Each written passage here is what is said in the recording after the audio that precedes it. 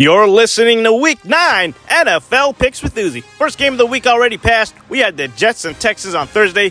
Did you see that one-handed catch by Garrett Wilson? My goodness, he looked like Jordan in '96. What an entertaining game. Texans did what they can, but without Nico and Diggs, this offense is average at best. Let's keep it real. Next up, we have the Saints and Panthers going at it. Let me guess. The Panthers score on the first drive. Probably a little 6-yard touchdown pass to Xavier Leggetti. And then all of a sudden, the Saints score a touchdown. Panthers get the ball back and immediately fumble the ball. Saints pick it up, score another touchdown. Panthers get the ball back. It's a 3-and-out. They try to punt the ball. Too bad it's blocked by the Saints defense. They score another touchdown. Next thing you know, it's 52-7 on the damn scoreboard. Oh my God, are you a fortune teller? No, I have the script in my back pocket. It's obvious at this point that the Panthers are by far the worst team in football. Next game, we have the Commanders and Giants in MetLife Stadium. Jaden Daniels is on fire. I know you guys seen that insane clutch Hail Mary pass last week. Caleb Williams wanted to fight everybody, including his teammates. He was so pissed off. Commanders offense are real lucky to have a man like Jaden on the squad because without him, I don't even think Washington makes the playoffs this year. They better be grateful. They finally have a QB.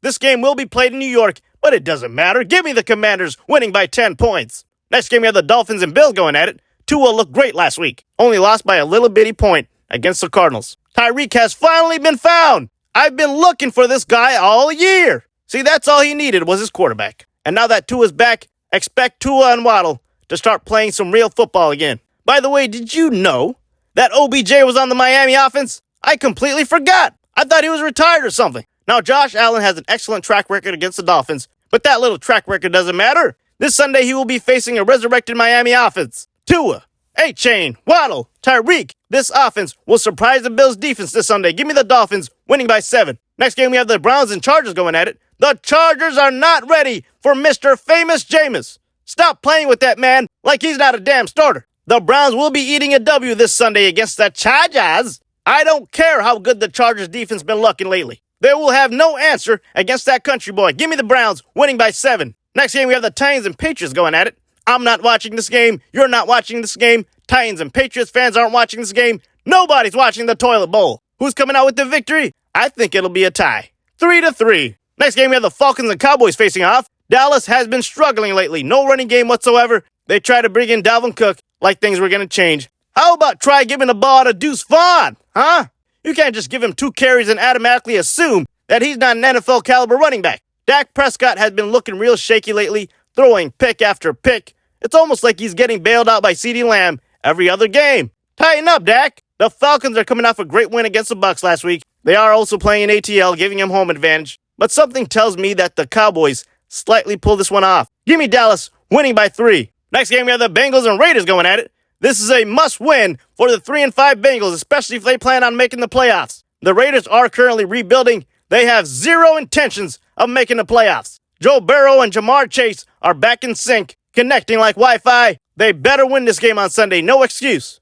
Give me Cincinnati, winning by 10. Next game, we have the Broncos and Ravens facing off. Both teams are 5-3. I can't believe the Broncos are doing so well. Bo Nix had almost 300 yards and 3 touchdowns. Well, it was against the Panthers, though, so let's pipe down. Can he hold his own against the Ravens defense that's been getting exposed lately? They kept dropping interceptions last week. Jameis Winston could have had at least 3 interceptions. But the Be-More defense couldn't catch a cold if it was wintertime in Minnesota. Bo Nix might have another solid game against the Ravens defense, but the Ravens offense is unstoppable at the moment. Give me the Ravens winning by 10 points.